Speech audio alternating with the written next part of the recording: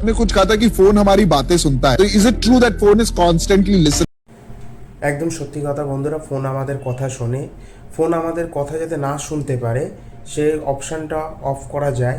সেটা কিভাবে করব সেটা চলো স্ক্রিনে দেখিয়ে দিচ্ছি। ফোনের সেটিংয়ে যাব, ফোনের সেটিংয়ে চলে এসেছি। এবার এখানে গুগলে যাব।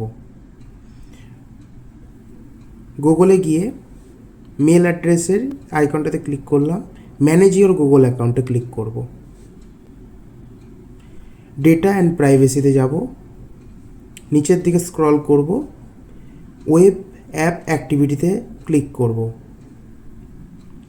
নিচের দিকে স্ক্রল করব, এই অপশানটাকে অফ করব, include voice and audio activity.